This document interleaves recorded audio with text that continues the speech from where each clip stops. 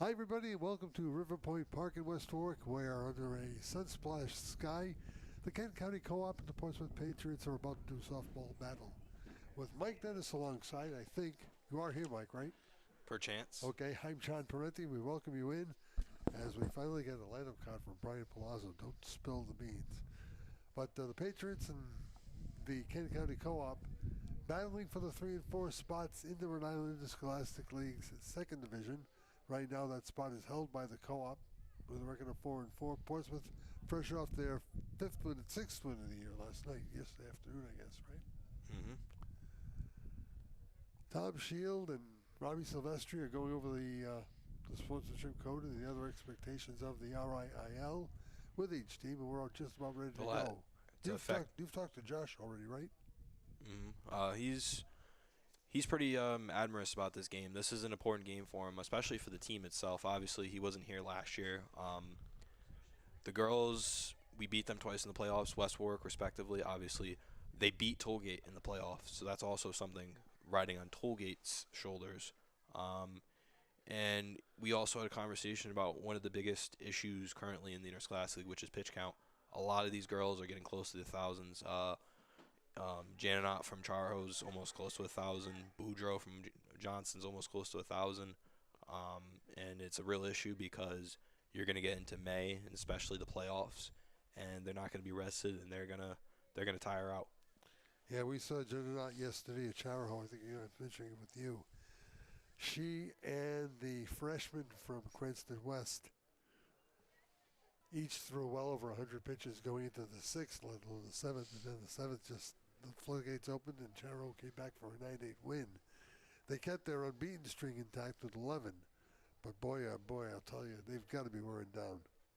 And they're here Thursday, here in West Warwick against the Co-op.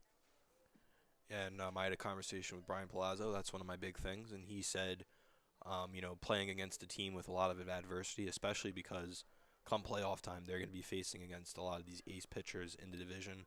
Molly Gannum from Lincoln, Johnston's very own Boudreaux, Mir Gary from Portsmouth, and a lot of the other ace pitchers around the league, and he's excited to play against, probably going to be a reigning first-team All-State Providence Journal and Coaches Association pitcher.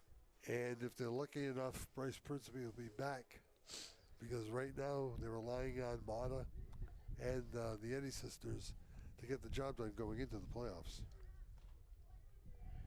And I also had a conversation with Coach Jackie and Coach Palazzo about that. And right now, today, she had went to the orthopedics and is expecting a reevaluation in 4 weeks. Jackie's hoping that she will be back for Game 1 of the playoffs. There's no confirmation on that, so we will let you know, and we will fill you in on the next game, or 3-2-1 will. Yeah, we got a lot to talk about. You and I were speaking about what happens when Eddie pitches and whether or not it's going to be Aria at second base. And indeed is going to be the freshman, Nevaeh DaCosta, who can play anywhere. I've seen her play youth league in Warwick for quite some time now, dating back to when she was about 9-10 years old. The girl plays everywhere, can throw it when needed. Hasn't thrown yet for the Co-op team, but could if need be. So the confab continues with Tom Shield and Rob Silvestri. Josh Miller was there with his co-captains, Brian Palazzo, Shana Willis there with their co-captains. And we are almost ready to go. So what are we looking forward to? This is a big matchup divisionally and league-wise. This is something that's going to contest playoff contention, and most importantly speaking, I'm really looking forward to see a lot of high momentum plays. These are both batting teams. We have our catcher, they have their catcher, both having incredible seasons on the plate and behind the plate, fielding as well. And I think that it's going to be exciting for the people at home just to see the balls flying in the air and plays being made. It's highly unusual for a fast pitch softball team to be hitting, I would say, over 325. But Portsmouth comes in with a team batting out of 379, and they have 6 players hitting over 333. That's pretty good production. Co-op not nearly as high functioning as the Patriots, and we'll have to see what happens when they face Adieti. What do we know about her opposite number, Ms. Ruggieri? Mr. Jerry's having a great year on the mound. Throwing a lot of strikeouts. She had a game against North Province where she pitched a season high 15 strikeouts. She's averaging about 9 a game. Most importantly speaking, they did decide to rest her against them playing against North Kingstown. North Kingstown has beaten a lot of teams. They're one of the undefeated teams in the state left. Them and almost Charo, who almost lost last night, but they stay undefeated. And Lincoln. I think Lincoln's also one of those teams in the top contention for the division. There was very little respect for the Cranston West coaching staff yesterday after they played Charahoe about North Kingstown because the North schedule has been so soft in their mind. A lot of D2 teams on the NK schedule and a lot of games where they really haven't proved themselves to be one of the top teams in the entire state. Yeah, that's going to be, they have, I don't remember exactly when. I know they play LaSalle this year, and that's going to be a humbling game for them. And fun fact about LaSalle had not lost a league game in 3 years, except one game against Taunton, an out-of-state opponent, and they beat Taunton, I want to say, last night. And LaSalle's kind of had a dynasty. They had a Division I 4-time All-Stater in Phoenix Silva, who is a resident of Massachusetts. She went on to go play at Iowa, and they have a bunch of Division I commits on their team, and they have a lot of talent. So we're about to get underway, and the Kent County Co-op defensive alignment is as follows. Abby O'Connor is at first, Nevaeh DaCosta is at second, Grace Gallows at shortstop, Charlotte Horick is at third. Sarah Pan occupies left field, Reagan Mott is in center, Olivia Cota is in right, and Sophia Marrera accepting the offers of Adieti. We'll get to her stats in a moment or so. For Portsmouth, Lillian Morgano will lead it off. Standing in from right side, Bobby Silvestri puts a hold on the start of the game, and he wants something done. Wants something put in the dugout, or possibly a player put in the dugout.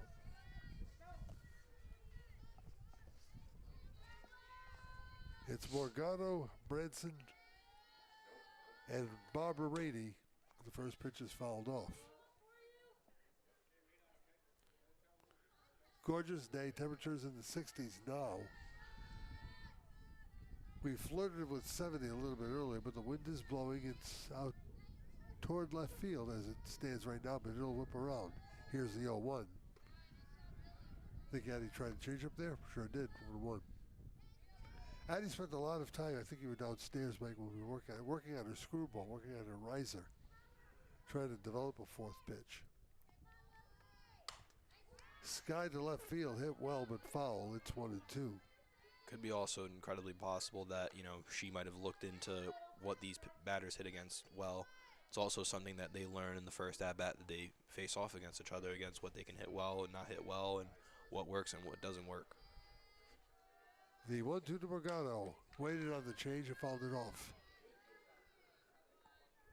And to continue on that thought, when we played Lincoln, one of the kind of craziest things I saw is that they had like specialized plays depending on tendencies and what they hit good off against. Pitches weren't being called behind the plate; it was called by the coaches, and it was just an interesting twist on coaching.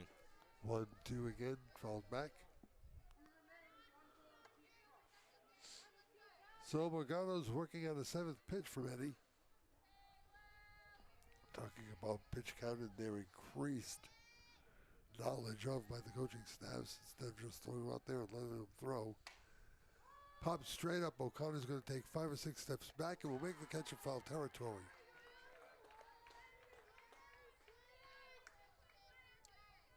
Abby's definitely she's kind of chiseling out the fielding, some of the key defensive mistakes she's made. She's really improved. I've seen a lot of improvement. Hopefully batting, she can, start to get the momentum going as well as we get into the, tail end of the season through the mid. Ball one is outside to Emily Bronson. One of those 6 players over 333. Bronson at 458. To crack the top 30, you've got to be averaging about 500, so she's right there. It's a ball outside. Couldn't tell you who leads the league right now in batting average. I was looking at them today on Max Preps. It's on a godly like 730. And it's somebody from Division III.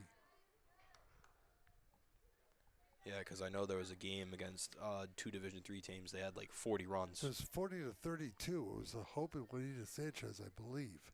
Crazy. Strike called on the outside corner. Yeah, they were just throwing runs up on the board. It was crazy. Glad I wasn't doing that one. It took like 3.5 hours to play. A lot of batters, too. Followed back toward us. That ended up through the door. That might have been the first time I ever saw that, if that's what happened.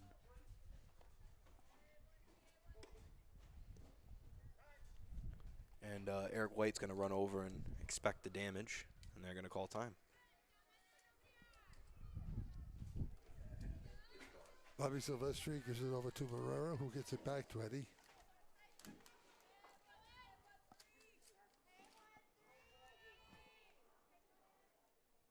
And now, I think Eddie asked for a new ball. She did, and they'll oblige.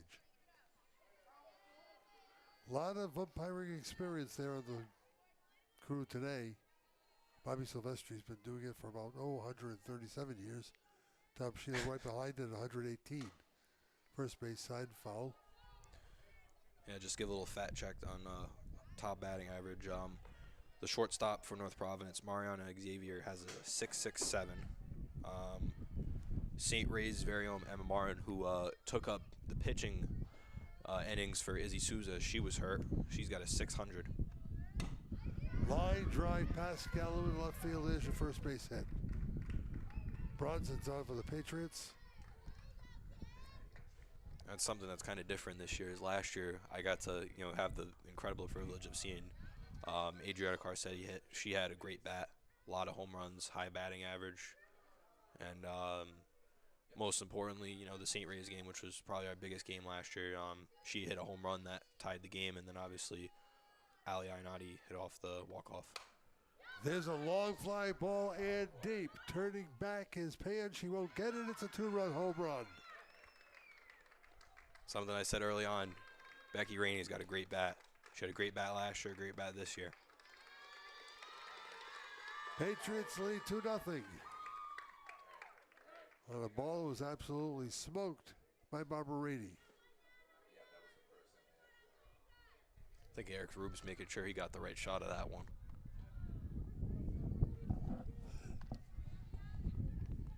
She probably sent Rube out there to try to retrieve the ball. So with one down, here's Mia Ruggieri. Addie's opposite number. There's ball one.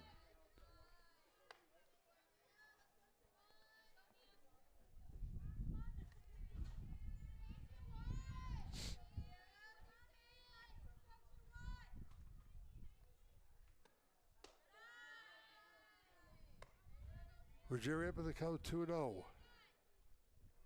Evelyn Schmidt is on deck. Mia comes in 423 on the year. These averages are downright gaudy. How early do you think that if more runs are get put up, how early do you think she's going to be taken out if needed? Tough to tell. If the score is close and the second time around, she'll come out. Change up past Grace Gallo again. This one in the left center field. 3 consecutive hits. You don't have a Bryce Principe. She didn't do great against Bryce the last time. I want to say she was 1-3 when we played them the first time here on Westwark High School TV media.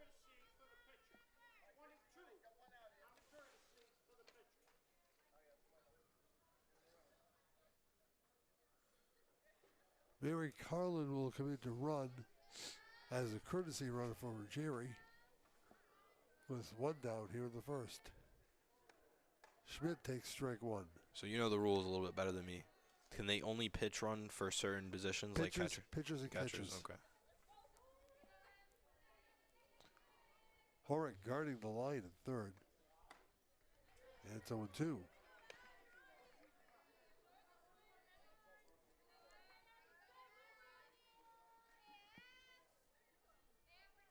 I always mention this at the top of the broadcast too, that for those of you who are new to high school softball, we play 7 innings. Not the traditional baseball 9.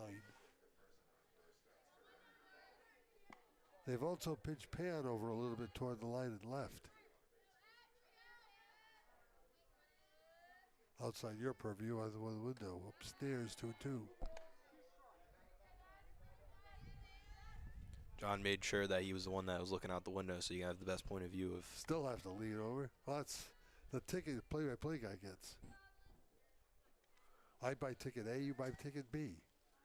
2-2, upstairs, ball 3. Yeah, it was kind of funny when I had a little bit of a visit when you guys called the South Kingstown game. I was like, ticket C. I was standing all the way in the back trying to look over the both of you. Good spoil there by Schmidt.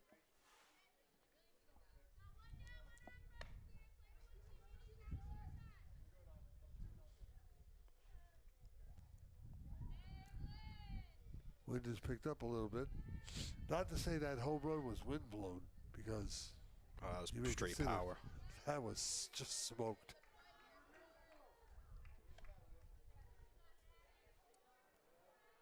See a little bit of frustration starting to set in, and then Eddie's just kind of strutting back and forth, kicking the dirt. The co-op needs her. Fall back again. So she now is going to look at an 8-pitch inning, or an 8-pitch at bat, I should say. Kind of wish it was an 8-pitch inning. Yeah, she's probably already close to 30. Maybe even 40.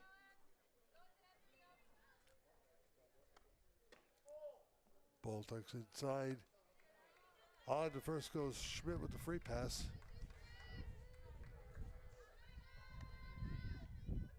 Brings in Kaylin Obushad. She's just hitting 550. Out of the 6-hole. Good grief. Ball 1 is high. To be honest with you, John, if they can't get out of this inning, it might be real bad when they come back up to field the next time. The 1-0. Pops straight up. O'Connor ranges over. It's out of play. Almost into the Little League home dugout.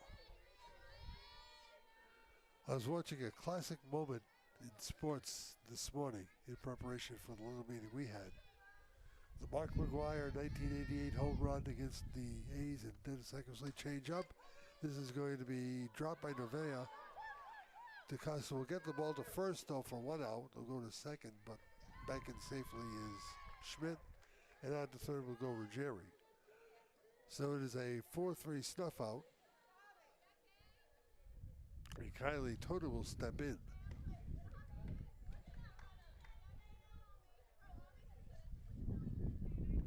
And looks like. So wait a minute, did they call the runner at first safe? No, okay. Or did they? Looks like she's safe. She's sitting on the bag. Oh, this could be real bad.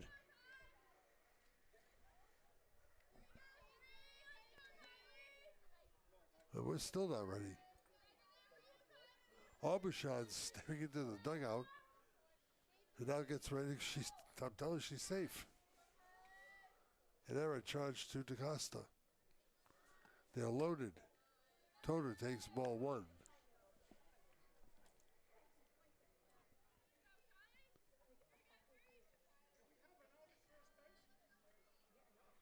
Now, Bobby Silvestri is looking at first base, and he says, "Did you have her safe at first base?" Tom Shields said, "She's safe." Bobby said, "Well, okay." Now, Shayna's upset. Brian's upset over in the dugout on the Kent County side. Nobody's happy there. And there's still just 1 down. There's a strike. You know, you're talking about the Mark McGuire home run. A classic by, just a absolute classic call.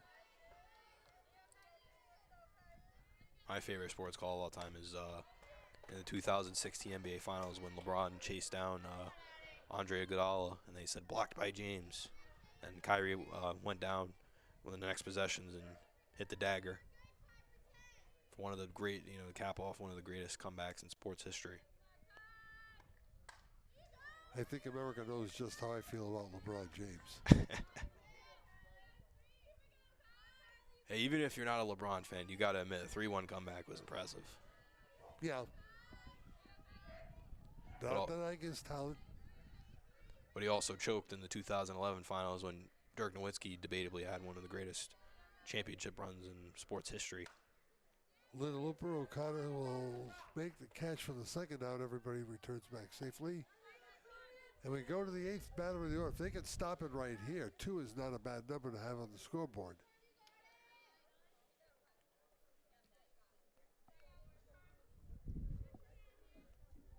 Carmen Elshine steps in with the bases loaded in what could be an early game-breaking situation. Strike 1 from Eddie.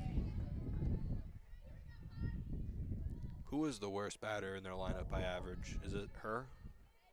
Hold on 1 second. Josephine Rady at 200. She's on deck. That's the younger sister of She's a freshman. Yeah, younger of Mary, who graduated, and then Becky, who's a senior. Becky or Barbara? I mean Barbara. I thought I was cracking up. Ground ball, Gallo eats it up. Will go to third for the force to end the inning. So the Kent County Co-op gets out of it rather cheaply. 2 runs. There were 3 hits, 1 error, 3 left. We go to the bottom of the first. Portsmouth 2, the Co-op coming up.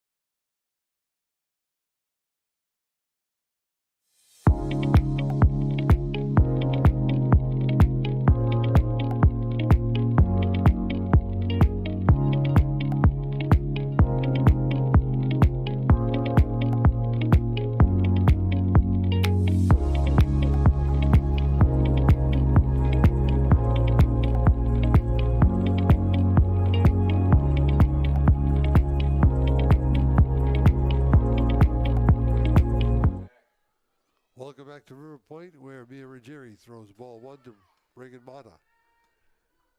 2-0.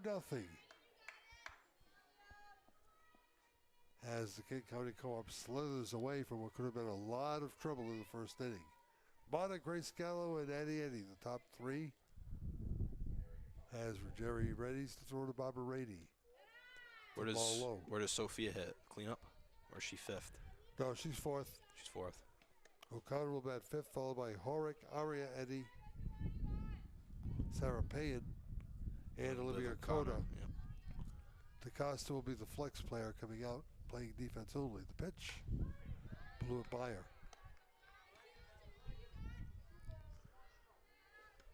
It's kind of interesting, you know, when we were at the South Kingstown game, that they intentionally walked Liv and then put her up bases loaded, and then she just hit it right over their heads.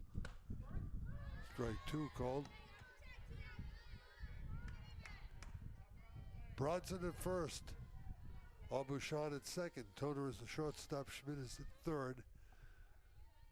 That's the infield, first to third for Portsmouth. Ruggieri's deal on the second floor. Josephine Rainey in left. Lillian Magano is in center. Carmen Elshed is in right.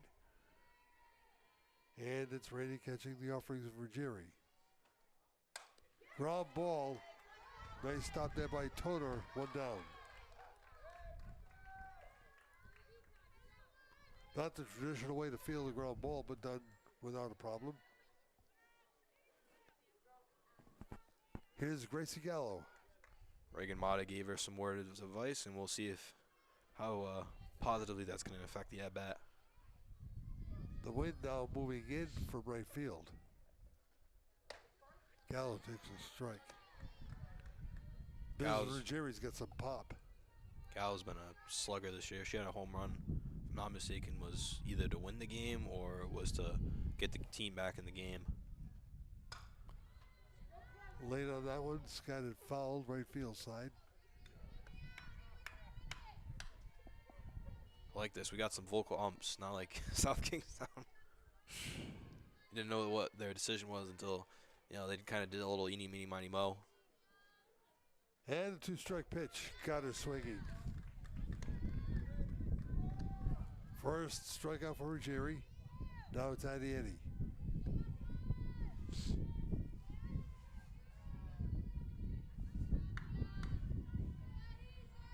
This co-op team will face Charahoe on Thursday here at River Point Park.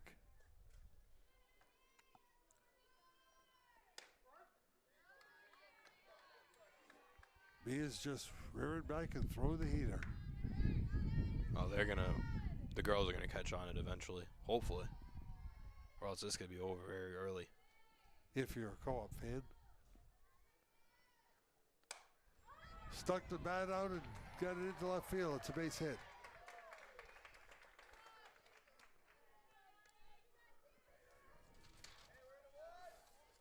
Now, you want to hear an optimistic viewpoint for the co-op? Mm-hmm. Tying runs at the plate. Or she could hit it over the fence and we could just be tied. That's what I mean. Tying run right now is at the plate. Oh, I think she could kill it. She's had a great year. Is she batting over 5 or is she just shy of 5? She's close. She's at 429. Sophia Barrera follows off the first pitch. Fun fact about Sophia Barrera, she actually catches on the AU team, you know, the circuit for Izzy Souza. She also plays with Sophie Roman. Emma Martin's on that team too. The pitcher for Prout's on that team. They have a really good team, that Rhode Island Ocean State Waves. And 0-2 coming to Barrera.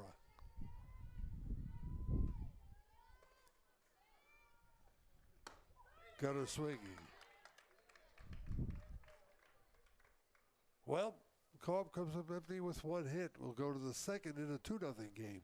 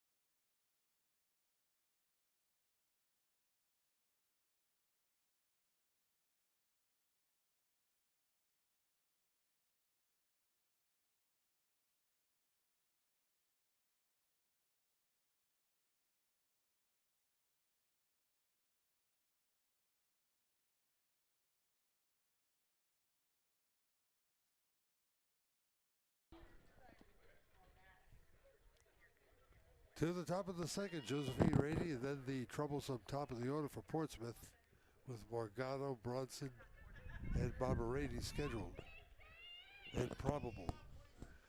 Mike, I was reading somewhere, young lady in Texas, I believe, 2 consecutive perfect games.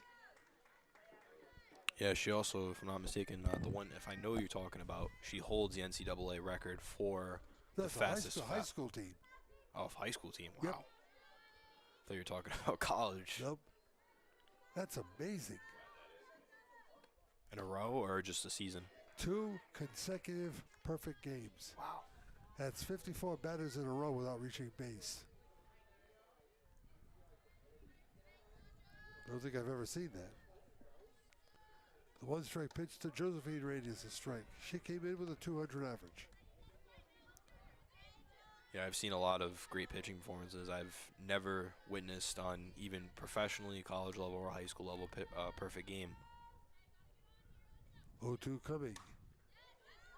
To DaCosta. 1 down. If I'm not mistaken, didn't Randy Johnson have a perfect game? Because I think I watched that game. I know he had no hitters. I don't know if did he have a perfect game? No, he did not. He did not. I think he was close though. Probably. Trying to think of the last perfect game in Major Leagues. Usually someone you never heard of. Yeah, you're right. Eric White. It's probably somebody you never heard of. That's why I can't remember it. Ground to the third. Horick to O'Connor. Good stretch there by Abbey. 2 down. Nice start for the co-op here in the second. But now here comes the troublesome middle of the order. Emily Bronson in the 2-hole. The last perfect game was by Domingo German of the New York Yankees in June of 23. This one right through the box. That's in the center field for a base hit. Brunson 2 for 2.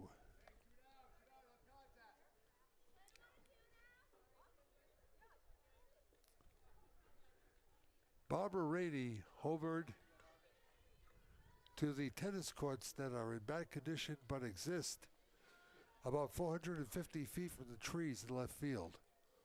An absolute bomb.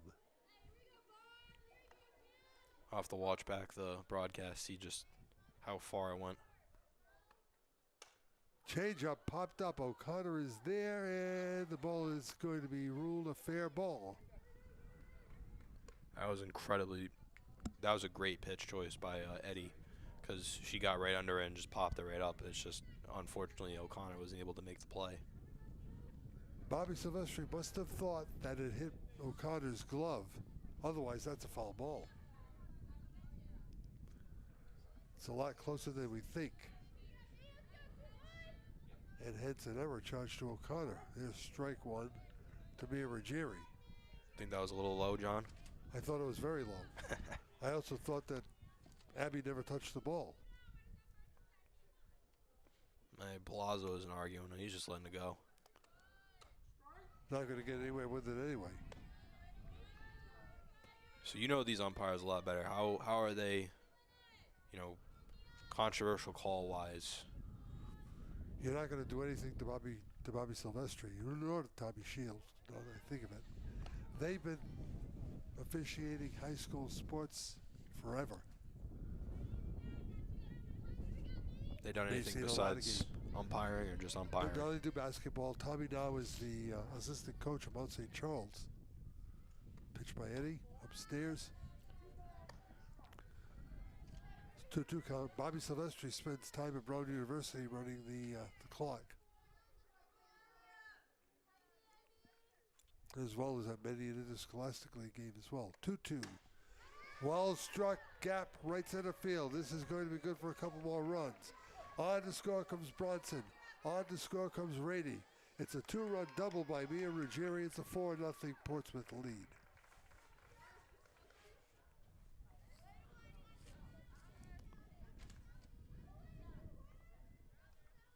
And that call on O'Connor becomes just a little bit more important. Not that it'll matter in the long run, but still a matter of conjecture. There's a little bit of a coaching miscommunication. Okay, and they're going to pinch run. Here's a courtesy runner again.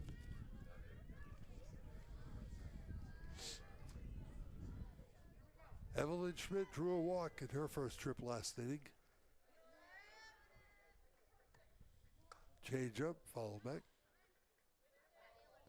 I think the one thing that she kind of has positively going for her out of a lot of the negative is she's really getting them to hesitate on these slow pitches she's throwing, the change-ups, the rises, the screwballs. And that was something that, John said that they were practicing. Her and, Well struck left field. Going back, Pan. Ball is dropped. She'll have to settle for a double. Another run is scored. 5-0. Sarah went back. Got to the fence, got to the ball. It fell off her glove. It's 2 plays not made by Kent County. Could have got him out of this inning. And now Portsmouth, the Patriots, could turn this into a massacre. That's a major league double. One of those tough chances where you don't want to penalize the batter for hitting it that deep. But I'll tell you this, Sarah did have to go back about 15, 20, maybe 25 feet to try to get it, at least give it the bid. Aubuchon looks at the ball around the neck. It's 2-0.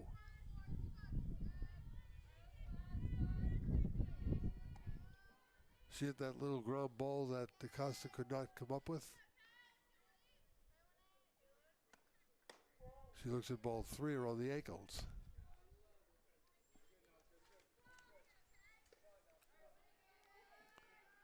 Toner is on deck.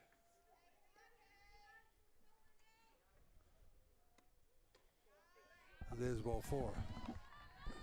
Now looking ahead for Portsmouth, they have a really tough game coming up. They're gonna go to Lincoln and play the Lions on the 30th. That'll be a great game. High-powered offense against high-powered offense, but kind of differently. Lincoln was really scoring off of abusing what they see defensively, and Portsmouth is just banging the ball. Lincoln's bolstered by the addition of a pitcher. Here's strike 1. Yeah, they picked up Vignu's backup from LaSalle. If I'm not mistaken, she hasn't been taken on. I think it's been Molly Ganem. The rich get richer. Change up for strike 2.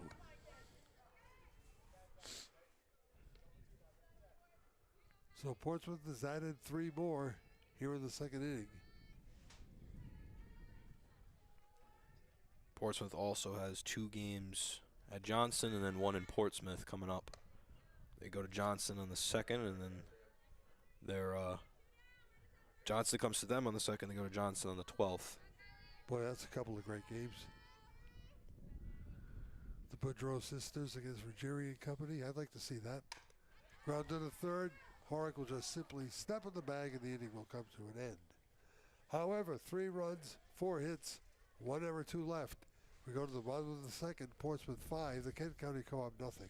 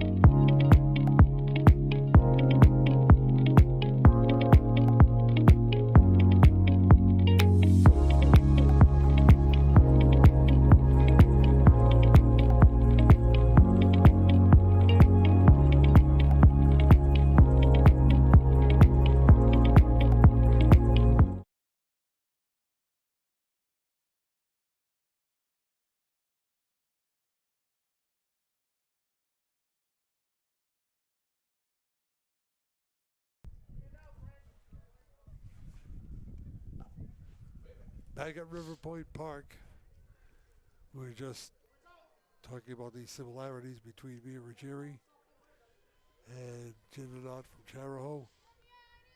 B is a little bit bigger. They both weigh number 21. That's about the only similarity. But I think Gary is a better hitter than Jananot. No. I think she was 3 for 4 last night. Ginanot was. O'Connor pops it up.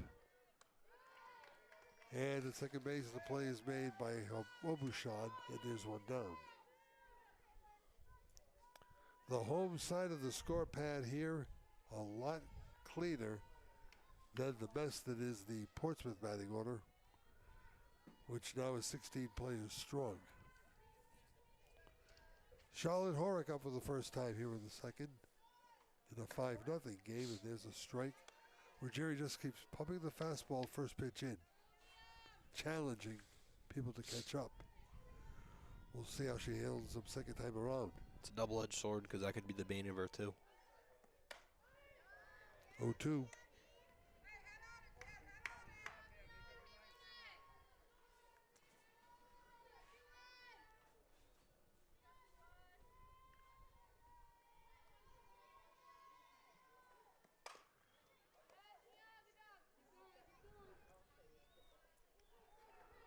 Horick let that get into the kitchen just a little bit too quickly. Still 0-2. Aria Eddie is on deck.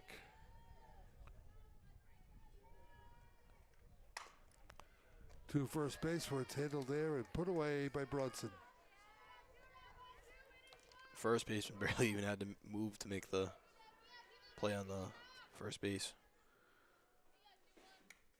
In the off shot that somebody can poke the ball to right field, all shot is way over toward the line. Look at the gap at right center field. Borgata was straight away at the 2-3 sign. Elshed maybe 30 feet from the line. We just haven't had a lot of luck. She's just throwing straight heat. Aria Eddie came in at 250. Pop straight up, playable. And it's the catcher Rady who made the play and ended the second inning. No runs, no hits, no errors, nobody left on base. Through 2, Portsmouth 5, the Kent County Co-op nothing.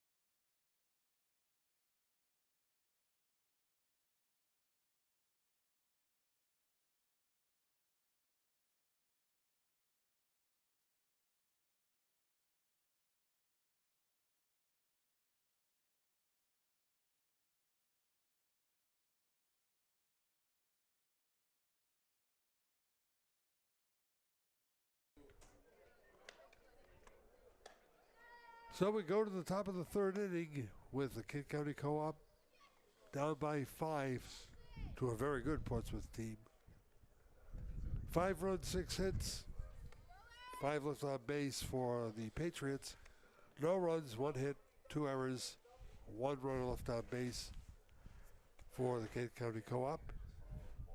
And it'll be 8-9. Elshed, Josephine Rady, then back to the top of the order. Yeah, this is a way different looking team than I saw last year. Fixed a lot of the errors they were making.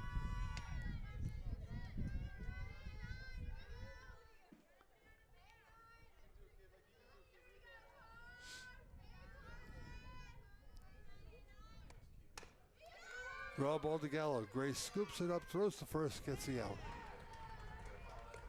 In each of the 3 innings now, the Co-op has been able to put the first batter down. It's been what's followed that's really hurt. Yeah, I think for Kent County, this has to be a quick inning and get back offense and just you need to put runs up. You get a base.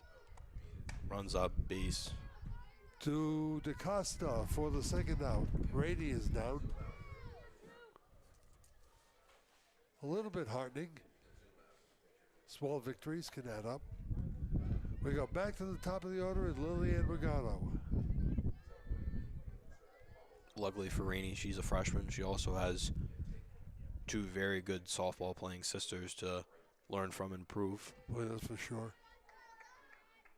Mary was a treat last year. Ball one is around the neck. In the first round of the playoffs, she did really well against Mary. I'm pretty sure that Carcetti had a home run off her. Adriana's now at St. Anselm's. Was the conference rookie of the week a couple of weeks ago. She's at UNE? Yeah. I think she already has like 4 home runs on the season, too. Getting a lot of time. No, her dad's happy. Here's a pitch. She was competing with Phoenix Silva as the best third baseman in the state. And I think that, debatably speaking, she had a better season, just played against worse pitchers. Again, you ask your father, he'll tell you the same thing. Ball 4. Borgano is on. Uh-oh, here's Brunson. 2 for 2. Couple of up-the-middlers. With the very dangerous Barbara Rady on deck.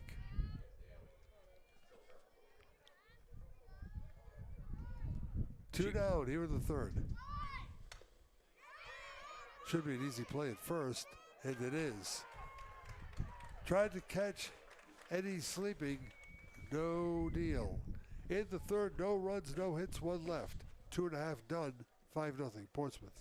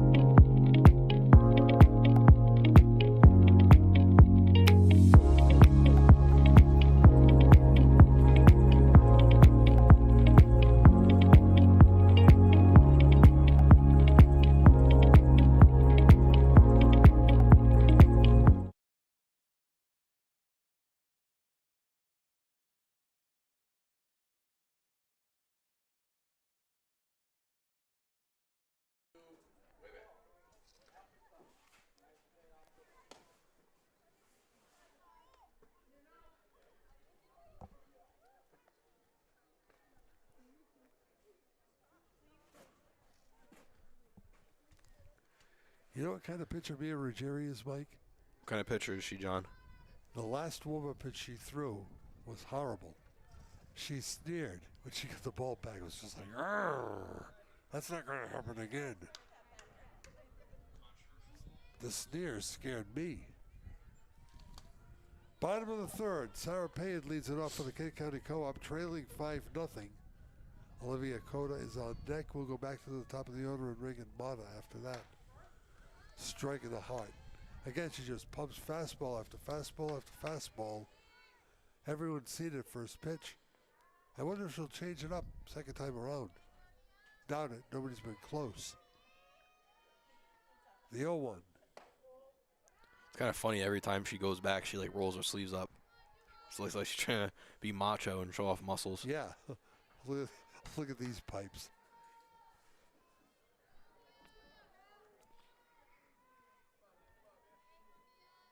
The 1-1. Strike 2, a little bit high there, I think. I don't know, John. Would you be scared on the receiving end of? You wouldn't catch me near the batter's box, let alone catching her. Full gear. No way. 1-2 coming. First base side, foul ball.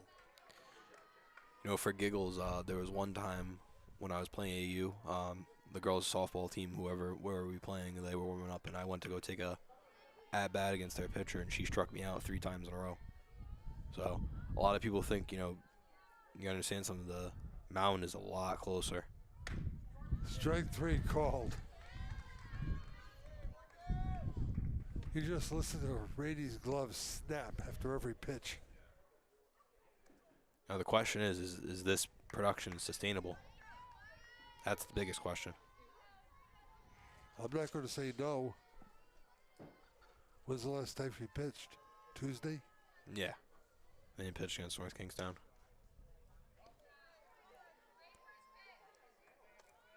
A lot of people in the league think that North Kingstown's kind of having a fluke season.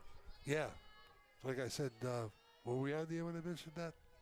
Or was it just during our little conversation? Deepest ball hit, and it's going to drop in front of the right fielder for a base hit. Here we go. Ken Cowdy's got to get this momentum going. Change it. It's kind of funny, you know, thinking about North Kingstown. A lot of people said the same thing about the New England Patriots, who were the runners-up in the Super Bowl, that they had an easy schedule. But they did, let's face it. But you got to win the games. Reagan Mata 0 for 1. Little dribbler will be foul. And it's really philosophy of the coach, you know, who he wants to play, who's going to make himself better prepared for the playoff drive and the eventuality of being in a double elimination tournament. The one thing I will say this year comparative to last year is that last year I said very early on who my favorites were, which was us and St. Ray's, but this year I don't really know. It's a wide open division. One of the reasons the co-op team is number 3 and Portsmouth is number 4 is strength of schedule. Ruggieri throws. Sky to right and caught by Elshett in front of Morgano. That was a lot of possible trouble. I saw one of those yesterday, and 2 Crazy West players went flying and the ball fell between them. So now there are 2 down, and Grace Gallo looks at strike 1.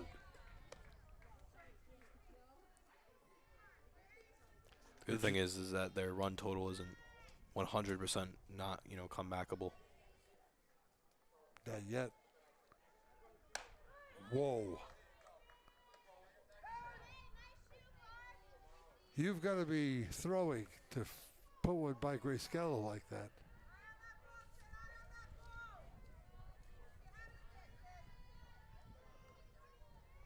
Ruggieri is ready again. Mia lets it go. Popped up, she's right there. Ruggieri makes the play. Inning comes to an end. No runs, 1 hit, 1 left. To the 4th we go.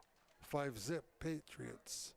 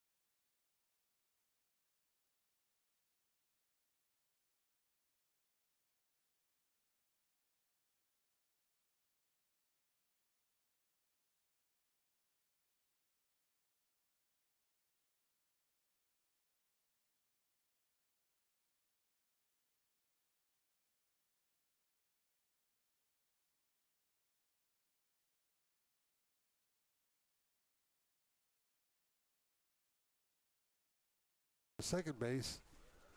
So DaCosta's day is over. Yeah, I saw this coming sooner or later. You can't let it get too rough.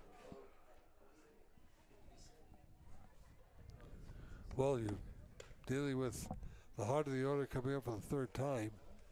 Now let's show them a little bit of something else.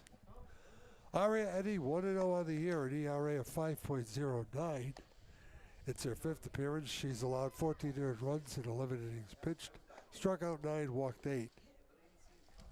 And opponents are hitting .259 against her. Guess who just walked in the booth? Coach Green.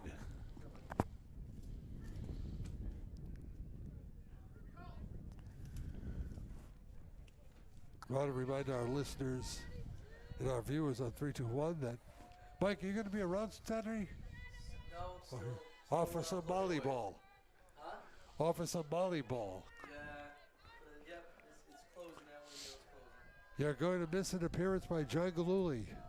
Oh, really? Yep. That's great. John has just written a novel. John, the former sports writer from the Journal, the former high school. He's a forerunner of Eric Rubes. Made that deal Friday. Ground ball to short. Gallo for the out. So Barbara Rady, for the first time, is taken away from the bases. She's now at 1 for 3, reaching out an error and hitting the bomb in the first. In our mid-inning commercial break, we watched Eric Rubes recap, and he pretty much had the same thing to say that we did. Bombs have been absolutely sent off by Portsmouth bats. And he didn't know what the field's name was. Ruggieri 1 for 2, a single up the middle in the first, and a long double to the gap for 2 runs in the second. Looks at a strike. Tell you, he and Bill Koch love their job.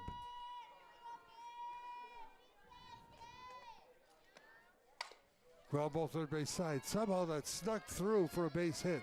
Ruggieri on the way to second will stop halfway there. You didn't think so, Coach? Oh, absolutely. Josh Rello seems to think so. Charlotte Horick apparently thinks so too. Courtesy runner for Ruggieri for a third time. Here in the fourth, 5-0. Portsmouth leading the Kent County Co-op. And Evelyn Schmidt comes to the plate. A double in 2 trips. She walked in the first. Aria Eddy throws a strike. Where'd you go, Greedy? Oh, okay. Do you want to look over me? I'll duck down a little bit. Waves, it gets strike 2. You like the uniforms? I do and I don't. Boots loves them. I got a history question that relates to these uniforms. Strike 3, she got her. 2 down to Obershot. Okay, so what's the question? Was there ever a time, even before you, way back when Monk Masnicki wanted to make the color scheme orange and blue because he played? No, absolutely not true. That is a West Warwick. That is absolute. Everyone who's from West Warwick was denied. They were denied to that. Absolutely not true, and I'll tell you why in a minute.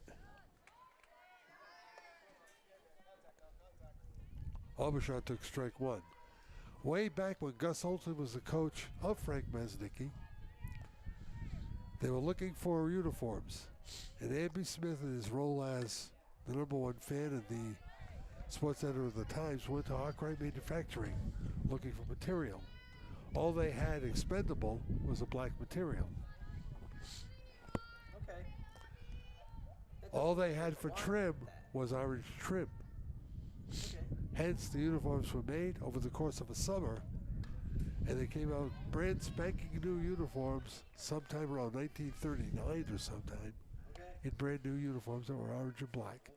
Okay. Amby wrote the first game they played, they won. Amby wrote they played like wizards. That's where the nickname stuck. To Gallo it goes. On to first with a long throw will end the inning. Portsmouth comes up empty, and they're half of the fourth. We go to the bottom of the fourth, 5-0 Patriots.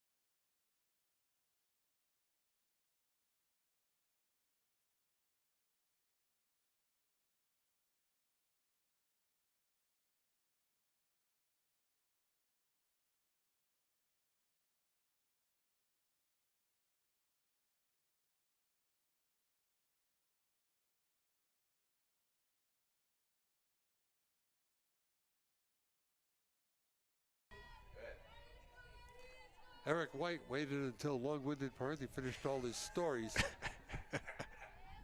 Eddie leads it off for the Kent County Co-op here in the bottom of the fourth. They trail 5-0, and Mia Ruggieri throws ball one. Might be the first time she hasn't gotten ahead of a batter.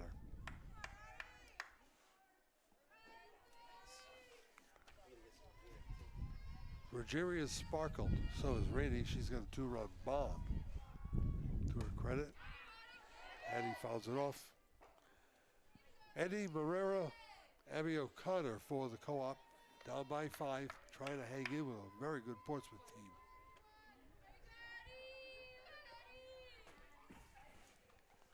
Eric, I had that Charahoe Cranston West game yesterday, but was that fun? Ball around the shoulders, 2-2. Try not to photobomb him over here. How's that?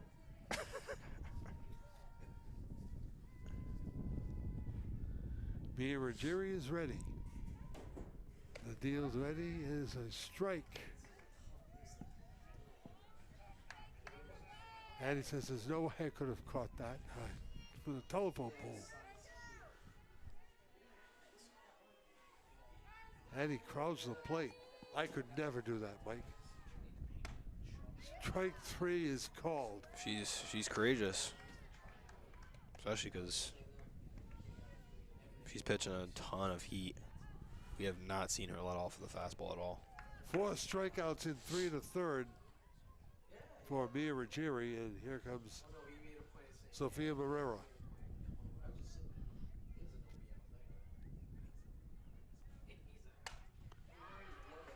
Towards straightaway center field and dropping in for a base hit. Not a lot of meat on it, but Sophia's on with the 3rd hit of the afternoon for the Kent County Co-op. And something I can, a little history lesson for the season is most of the time when these bats get going, it's off of a Sophia Marrera double or single. And then somehow, miraculously, the team gets the magic to just fight out of the inning. Sophia, the leading hitter on the team, came in at .429. Here's Abby O'Connor. 0-1, ball got by the catcher. It doesn't happen very often. On the second base goes Marrera. Was this in a situation here where it's kind of a score or die inning? What do you think, John? Did you say the Wizards? Kent County. I'm never going to get used to that name. Never. I don't think I am either.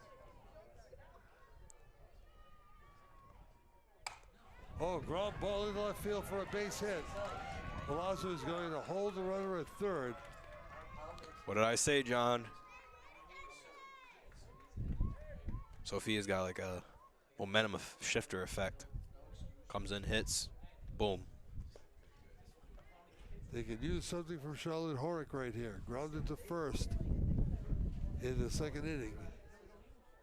Yeah, all she's got to do is get the ball in the bat, move the runner.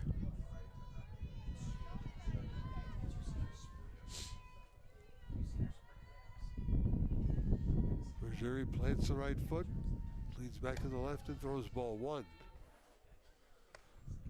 So that's 2 hitters this inning that have gained the advantage after the first pitch. Aria Eddy is on deck. They're at the corners for the co-op. In need of runs. There's a strike. Bobby Silvestri calling that high strike consistently. Charlotte didn't like that call. She widened her eyes and looked at her coach like, well, what are we doing here? For that reason. Bobby takes one in the ankle. It's 1-2. You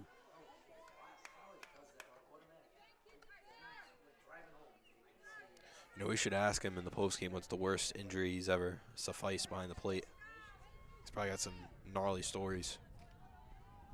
I want to say that Bobby used to work baseball using the old outside chest protector. You know, those big.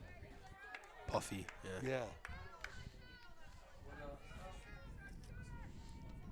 In the days of Dick Lee, another former Journal sports writer who used to double as an umpire.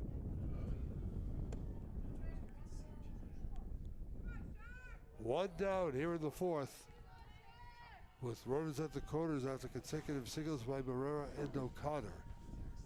Ruggieri rocks it, lets it go. Strike called. That's all for Horick. I don't think she liked anything of what she was seeing from the umpire. 5 strikeouts for Mia Ruggieri as Aria Eddy steps up. Pop to the catcher in her only trip in the second. Carl hoping for at least one right here. It is strike one.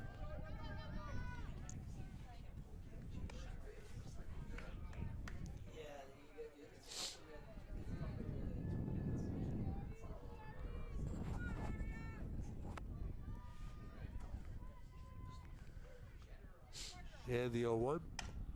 Grounded. Picked up by Fiddler. Comes to the plate. Need a tag. Randy will apply the tag after Schmidt delivered the ball strikingly to the plate. That'll do it. The fielder's choice ends the fourth inning. No runs for the co-op on 2 hits. They strand 1. We go to the 5th here at River Point. 5.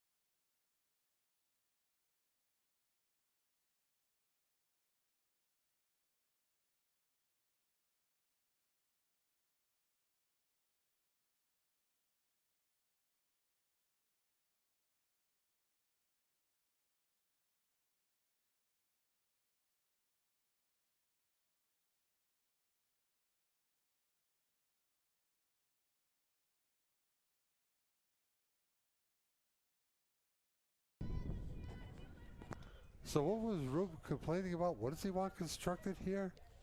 Well, I think he would, as a photographer, he like a nest up top. Oh, that's what we call it, a photo Yeah, nest. you know, A photo. I'm going to recommend scouting that. booth, a scouting platform. Yeah, I'm going to recommend that to Dave Goslin, the president of the West Warwick Town Council.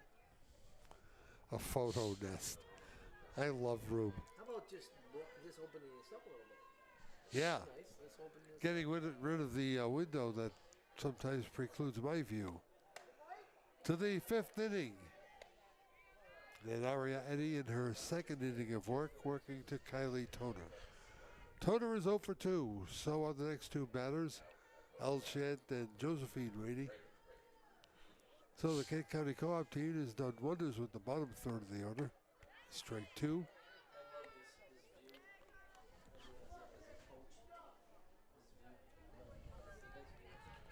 as a Mike Reed stayed hanging around. Kind of like I was hanging around in the South Kingstown game. I was just quiet. Foul territory out of play. Tom Shields points in the foul direction. That interview with John Galuli Saturday morning, 10 o'clock, unsettling the score. I'm very disappointed. I can't wait to see my kid, but I'd love to sit and talk with John. You know, It's going to be John fun. for a long time. Imagine writing a novel. Gentleman of the sport. You know, he's really good. He and I go back to his days as a sports information director at Bryant University while doubling at the Journal. That's like the early 70s. He's been a lifelong friend, and the book is great. I am old. Be the first one to admit it. The 1-2. Skipping rope is Toner.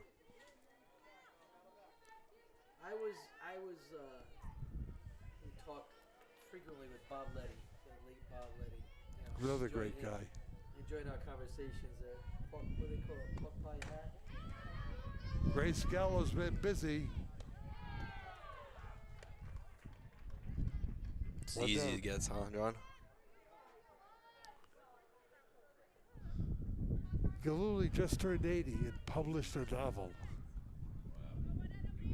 Took him 16 months to do the research. It's called The Promise of the Class of 64. Was that the Chris East? No, that was called Friday Night Thunderbolts.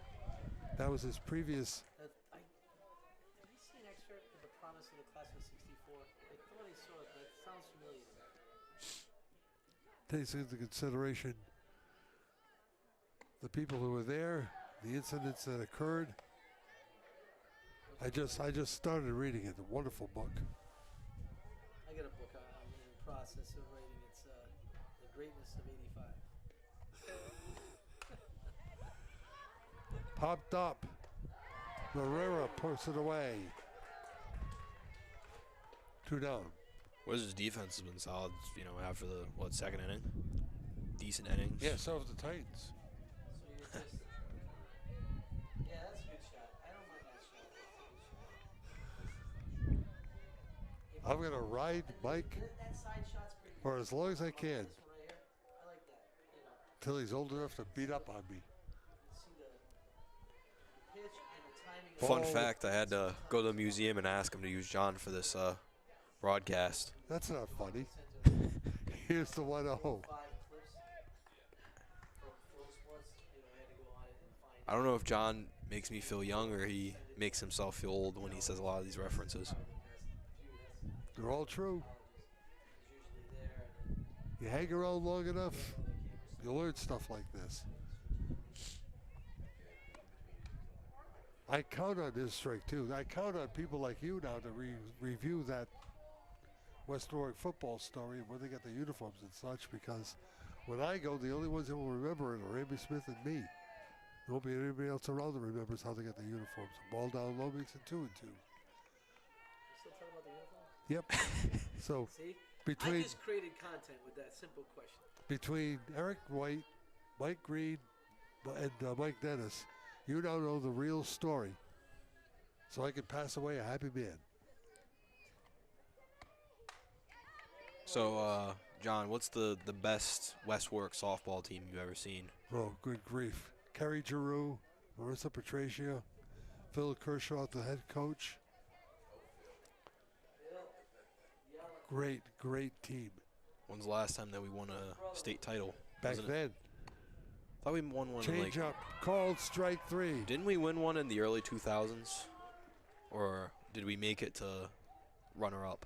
I would have to go back in my numerous files. I can pull it up right now. In the 5th inning for Portsmouth, no runs, no hits. Aria has now retired 6 of the 7 she faced. We go to the bottom of the 5th, still 5-0 Portsmouth.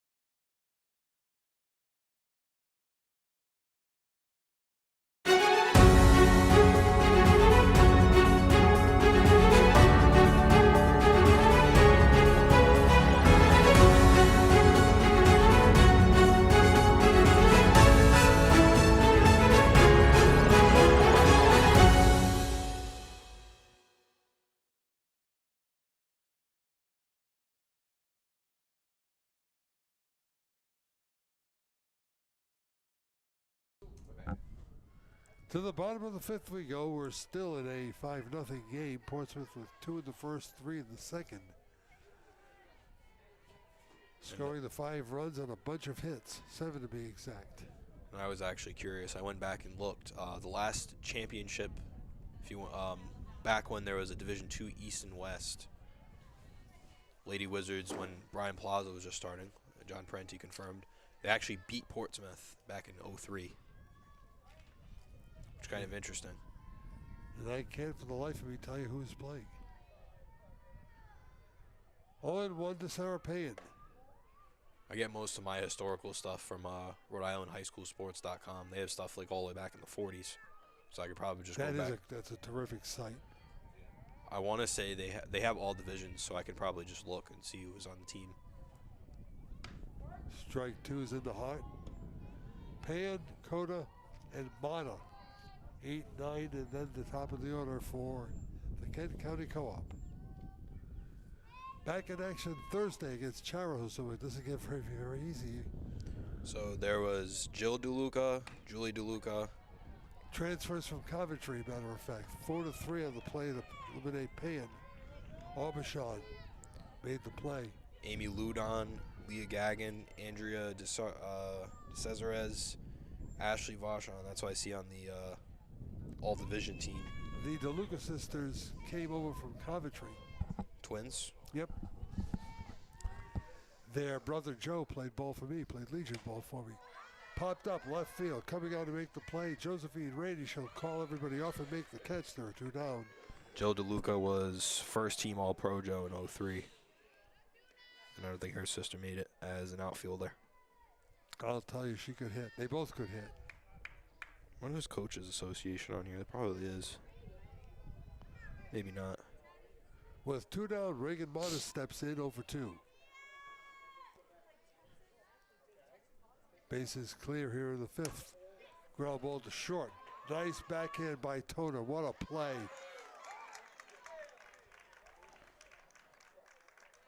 Three up, 3 down in the Kent County 5th. We go to the 6th here at River Point.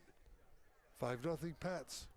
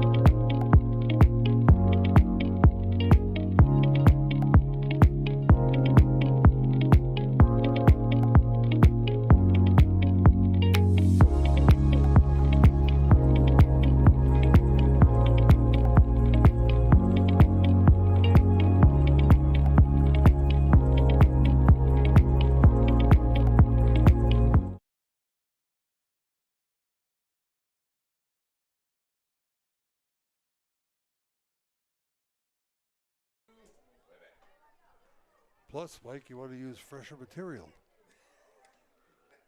That's true. We're back, gang. Top of the 6th. Top of the order. Top of the morning to you. Morgano, Brunson, and Barbara Rady. Fun fact, folks, whenever you do color with John Parenti, he always quips you in. Strike one to Morgano. Popped up in the first, grounded out in the second, walked in the third.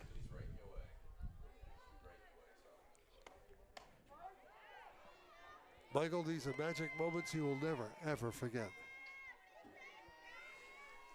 Hopefully I get to see a Mickey Mouse magic comeback, like a Disney happy ending. Grounded and Gallo. Grace another play. Lizzie, you got 1, 2. It's one thing I'll say about Eugene Gallo's kids is they're all tough defensive players. Mikey Gallo's having a heck of a year on the volleyball court, and had a great year in football too, defensively. Ava Gallo could have another chance to go back to nationals this year for track. She went for spear throw, I want to say, or javelin as they call it. Bronson, 0-1. Grace Gallo has made 6 plays at shortstop without a miscue. I can just imagine how good this team would be if we didn't lose a lot of the girls we did and transfers and stuff. There are several. Ella Kershaw, who leads the state in home runs. Change up. Whoa. Do you think that Lauren would have still played softball still through high school or no? I think so, yeah. I think she had a good year too.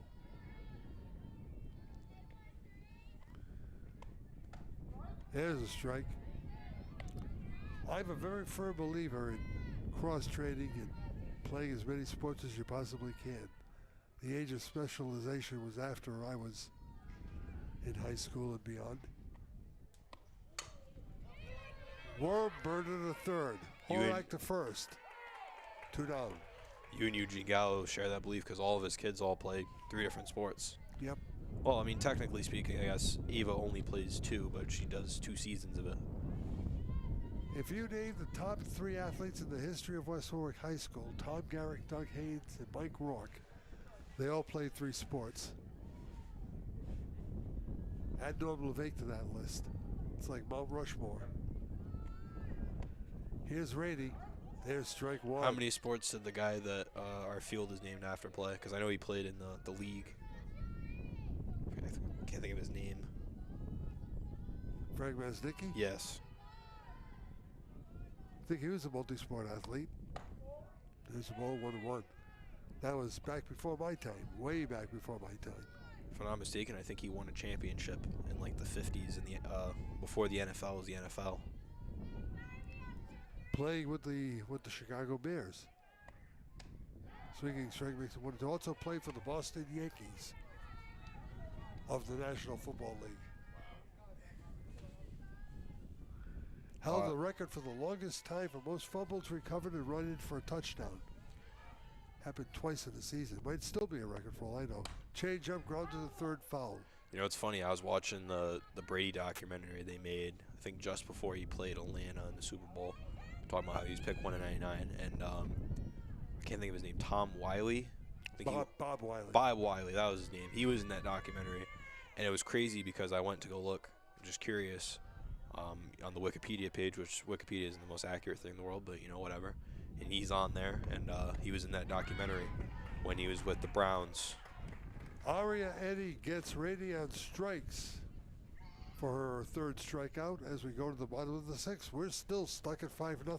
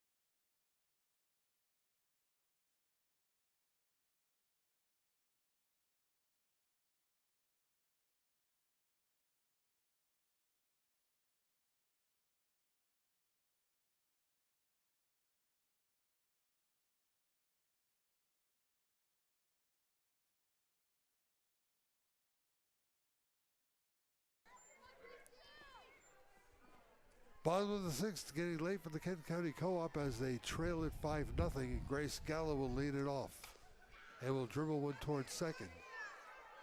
There's a quick flick and misplayed ball. Aubuchon couldn't get over to Bronson in time. Gallo reaches on an error.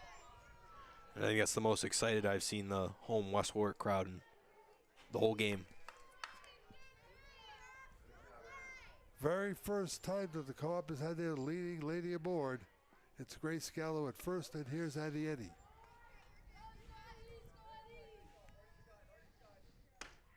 There's ball one. Oh, they say it hit her.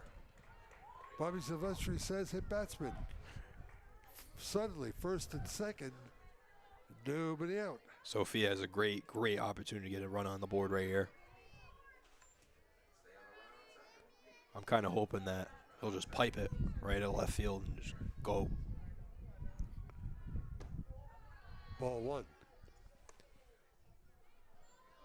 We're seeing Mia to start to slow down slightly. Didn't we talk about being a homer earlier? That sounded awfully homerish. Here's the strike. I'm going to fight back. I'm sorry. You talk about my age, I'm fighting on back, brother. Gallo at second. Eddie at first. Ground ball to short. Picked up there by Toner. She'll go to third for the four-side. Gallo, there's one down.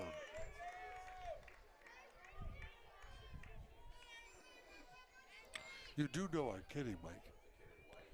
And I think, no, that's not right. Abby O'Connor was 1 for 2. So when they do the pitches strike stat, is pitches plus strikes the total pitch count, or is it pitches versus strikes? I'm trying to figure out what her pitch count is. I don't think it's 59. No, it's going to be more than that. 59 would be 10 per inning going to this, and there's no way she pitched the fourth or even the first with less than 10 pitches. Yeah, I see. So she has 5 strikeouts on 4 hits and 61 pitches. Just simple math. If Mata grounded out of the first pitch and Eddie singled on the first pitch, to strike out, you'd have to go 0-3. So it would be 369 at the minimum. And we know that she did not have a clean count on either of those batters. So, no, she's going to be somewhere in the 70s, maybe the 80s. She's faced 22 batters. I don't think that's right either. Nah. No, it is 22. Round the order twice plus 4. So 18 to 4 is 22. It's fouled off. That's what I don't like about this high-tech stuff. You got to take time and move your finger around. I can just look at a score sheet here and tell you. Got to get my... Grounder foul. That ball was belted. That crackled right off the end of the bat. She's getting on it. And mind you, she hit that a couple feet to the left. That's right down the foul line. That scores something. One down here in the sixth. The Co-op needs 5. They're down to the last 5 outs. Ruggieri stares at the target, lets it fly. Ground ball. This one is a fair ball. Bronson will step on the bag to eliminate O'Connor, but the runners move up to second and third.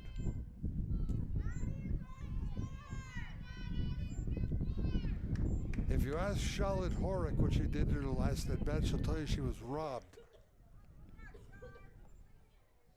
She looked at the called third strike. That was questionable at best. Also grounded to first, just like O'Connor did.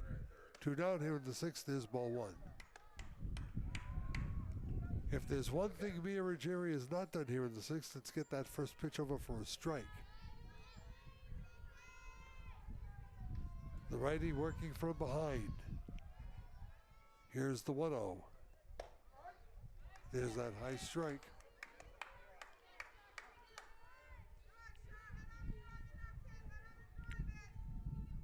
It's kind of been a long shootout game. Very nail-biting at times. Ball up high.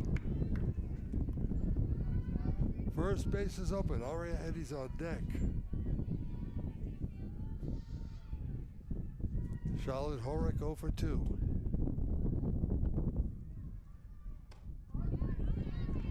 Comes with another dagger to the mid of Rady.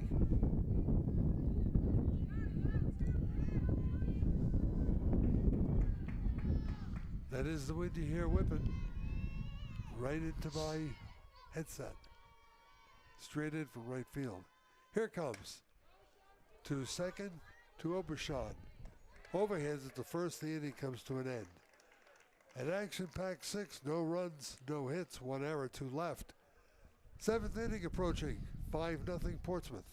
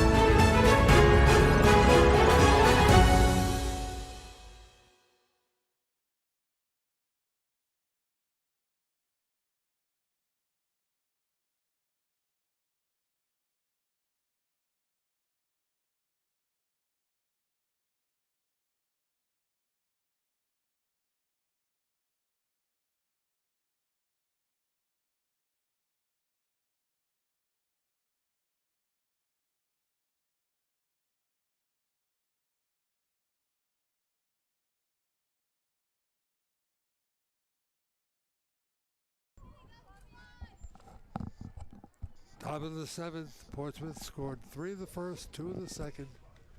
I'm sorry, 2 of the first, 3 of the second. 5 runs, 7 hits, 1 error, 7 left on base, but they have been throttled by Aria Eddy, who has thrown 3 innings of shutout relief, allowing just 1 hit and retiring 9 of the last 10 batters she's faced. Mia Ruggieri will lead it off for Portsmouth in the 7th. Ruggieri, Schmidt, Aubuchon, the middle of the Patriot order. Aria in relief of her sister Addie, who gave up the 5 runs and is the pitcher of record as of this moment for the Kent County Co-op. The Wizards Titans, as it were. Ball 2 is low. Aria wanted it, didn't get it. He's having a lot of success on the mound. Getting balls that can make plays. Mia Ruggieri is 3 for 3 with a couple of RBI.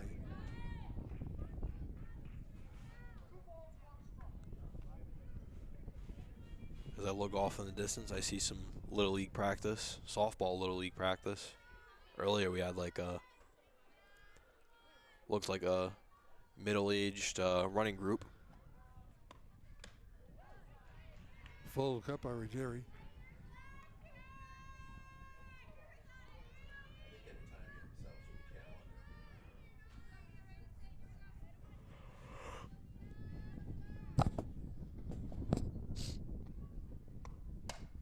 calendar. Well struck left field. Pan going back. This is going to clear the fence for a home run.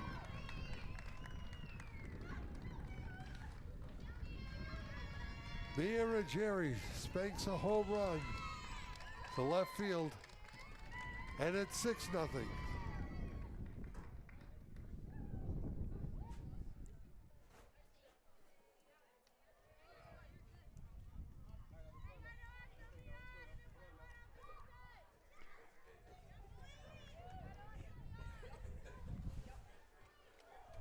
Four for 4, 3 RBIs, a home run and a double. And a complete game thus far. And strike 1 to Evelyn Schmidt. Just to summarize a little bit for Ken County, this has been a rough game. Something that, you know, Change up into the gap in left center field. That's going to be a base hit. It could be two. Schmidt is on her way to second with a stand-up double. Portsmouth has been electrifying, an explosive, ballistic offense, and just showing what you want to see going into, you know, the midpoint of the year, especially against a huge divisional rival.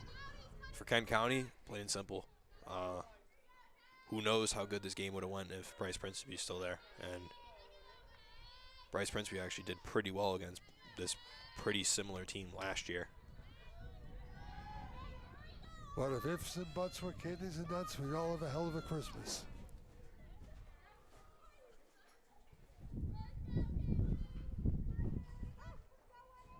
The reality is 6-0, Michael. Sorry to say for co-op fans, but if you're watching this on the East Bay, you're watching a very good team in the red, white, and blue. Aubuchon is 0 for 2. She's been on base twice. Reached on an error and walked. Struck toward center field. Mata comes in. Reagan dives and makes the catch. We've seen that 3 or 4 times this season. One down here in the 7th on a spectacular play by Reagan Mata. And just for our West Warwick fans at home, the boys are 1-0 against Johnston and Johnston. Up to bat right now is Kilduff and Nick Ehrenchild's on second. We're at the top of the 4th, 2 outs. Kylie Toner 0 for 3. The bottom third of the Portsmouth order is a combined 0 for 9.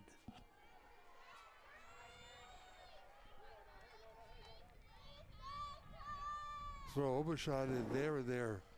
0 for 12. Squares to Bud. The ball deadens quickly and the runner is safe, says Tom Shield. Perfect bunt by Toner. The ball dying about 10 feet in front of the plate. No real chance for Sophia Barrera to make a chance. Gave it the college try. On to third went Schmidt. They're at the corners with 1 down here in the 7th and Elshand at the plate.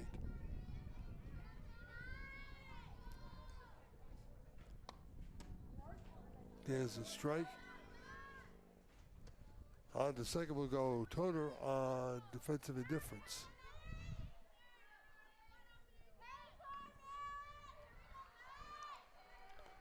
So now it's second and third.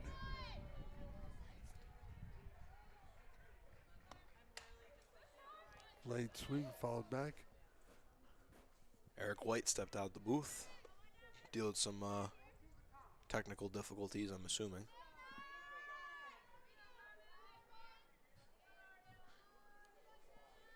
Alshant into the first of a fielder's choice, grounded to short. Fouled out in the 5th. Swings and misses. There are 2 down. Aria Eddy, that's her name, has performed admirably. Yeah, there we get the words out. The question goes, if she started the game, what position we'd be in right now. Rainey grounds at third base side foul. Or spoils Josh Mello's fun over the third base coach's box. 0-1 to Rainey. Top of the order, Morgado on deck. Ball low. It's 1-1. Schmidt ready to run at third. Toner ready to run at second. It's a 6-0 game.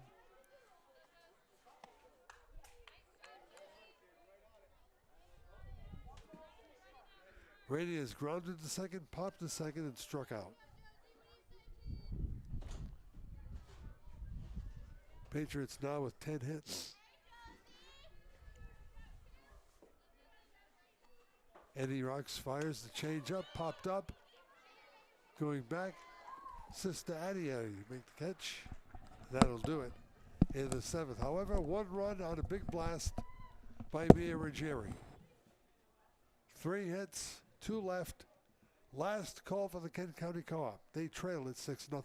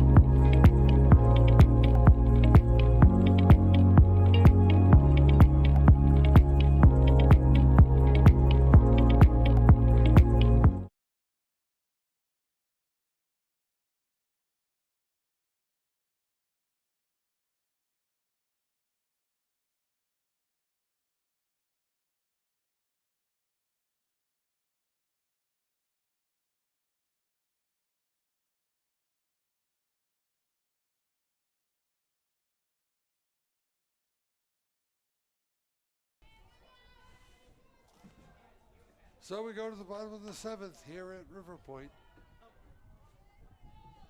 And it'll be up to the bottom third of the order. Aria Eddie, Sarah Pan, and Olivia Cota to start a rally. A rally of epic proportions if Mike Dennis has his way. And he takes strike 1. And just to fact check you, that isn't Coach Mello. He's on vacation. That's Ian, the assistant coach. Ah. And I got a gracious yes. Good. So if the score stands, Mia Ruggieri will be our guest postgame. Aria Eddie pops it up. Aubuchon calls off Bronson, makes the catch. 1 down. I think I'll let you lead it and then input. Go with you. Bring me up here. We'll stand her up. You're going to get her on camera. Eric will get her on camera. I'll introduce the 2 of you, and you just go from there. I've talked enough today. Aye, aye, Captain. Pan is 0 for 2. Struck out, grounded to second. Takes strike 1 from Ruggieri. The one question I do want to ask her deals with pumping the fastball in for a strike to every single batter, which basically she's done, unless I'm seeing things. So you start your interview, and sooner or later I'll pop in a question about first pitch fastballs. How's that? Aye, aye. Usually, like when I ask, I like the way you think. B is ready. The pitch to pay on. I usually ask a question about the game, future question, and then what the thoughts were through the innings. I'd like to know what she thinks of the rest of the league that she's faced so far this year, and how her team measures up with it. There's a little looper. And that's going to be an error. Booted by Toner.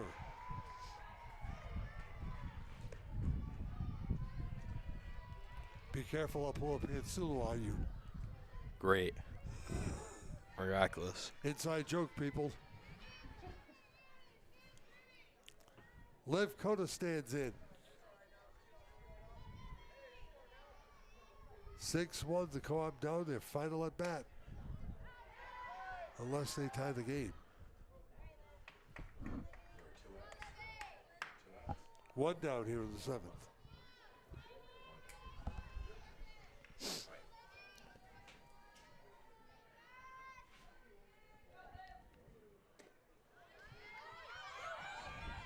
On the second.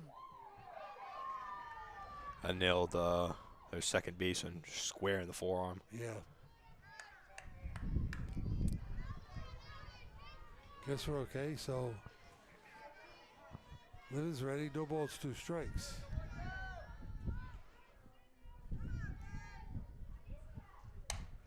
To third, off the glove of Schmidt. That'll be a base hit. Palazzo will send the runner home. On to second base will go Coda. And as after 6 scoreless innings, the Wizards have the first on the board. Who? Kent County, Attaboy. West Warwick Tollgate Co-op. Attaboy. I'm gonna make some gritty nickname up for him. On their little shirts there, it says Wizards Titans. Warlocks. Little dribbler.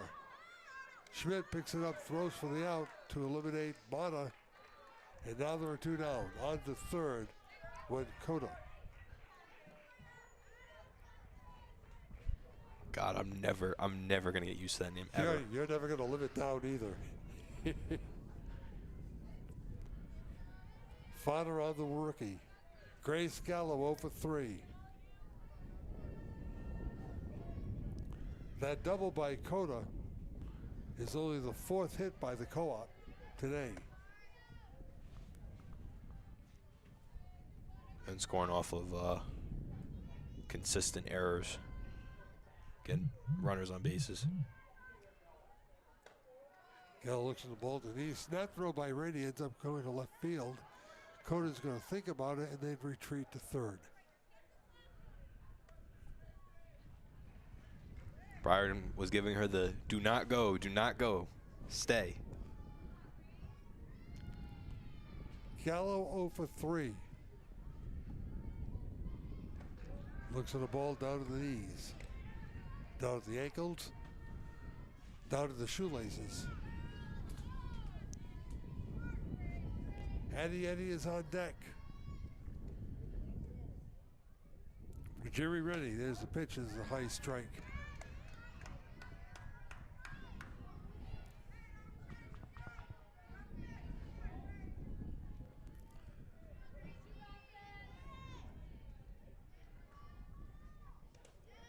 There's ball 4. So no doubt Grace will go to second in the first pitch on defensive indifference unless Rady figures with a 5-run lead that trying to peg her at second base would not be a bad thing.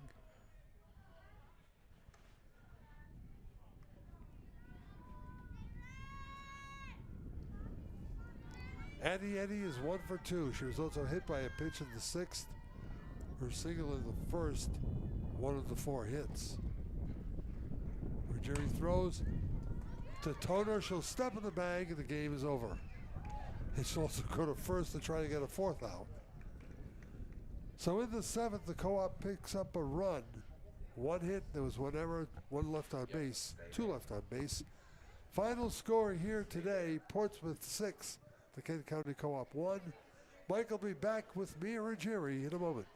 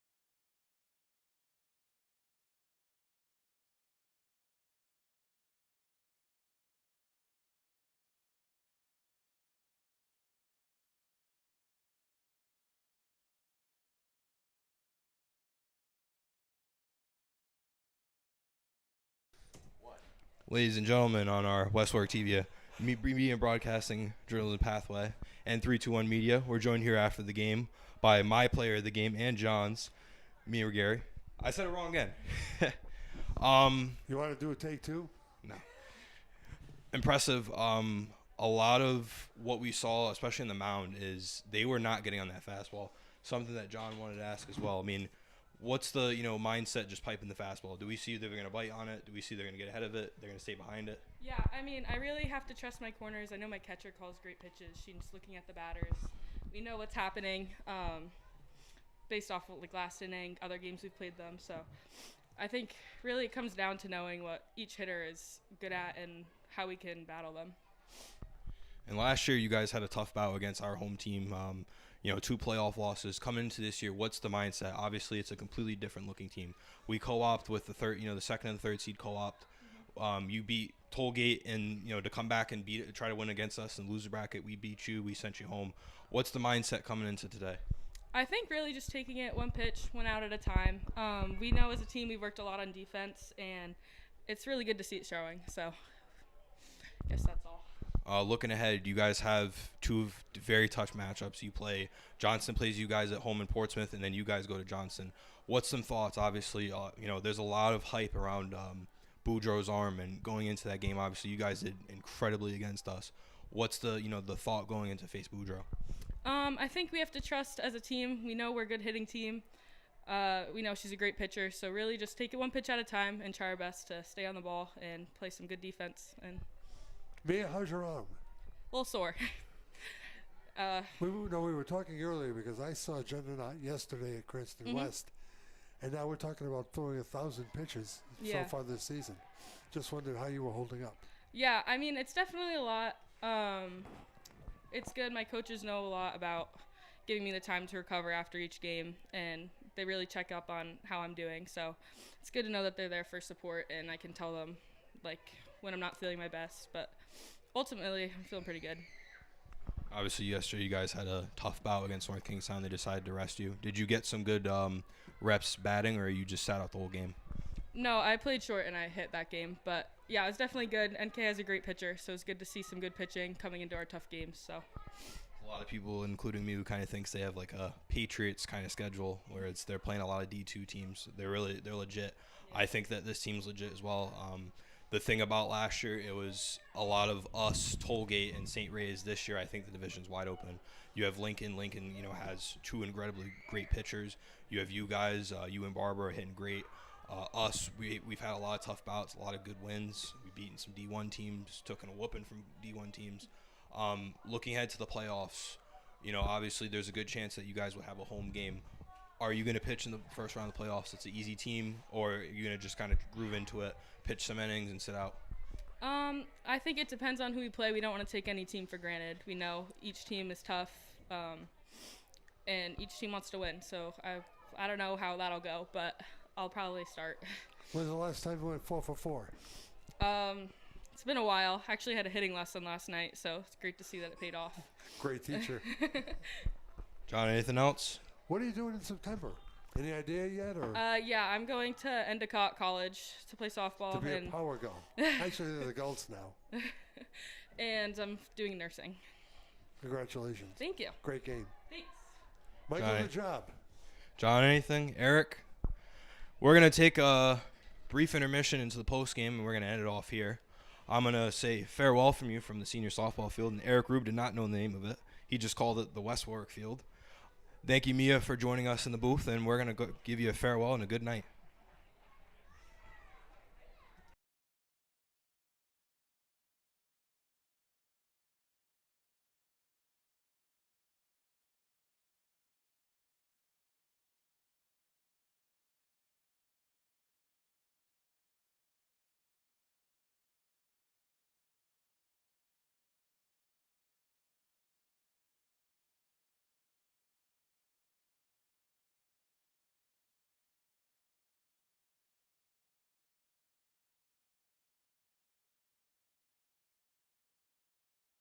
Should I get out of view?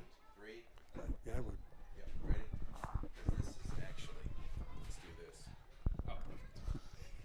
Can't get a shot of the Do field. that. Yeah. Okay. Yeah.